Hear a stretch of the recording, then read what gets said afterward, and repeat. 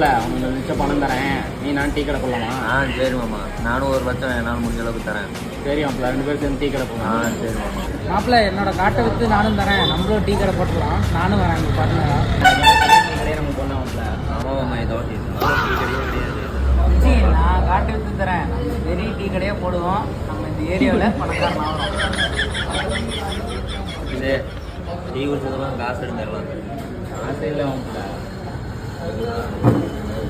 காட்டை வந்து தரணியா காசு இல்லைங்கிறேன்.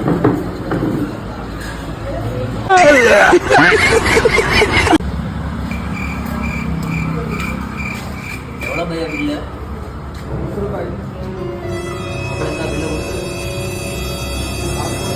₹10 रुपये देने के लिए पैसा नहीं है, 10 लाख की बिजनेस. हिंदी करने நம்மள அசிங்கம் போறோம். இதில்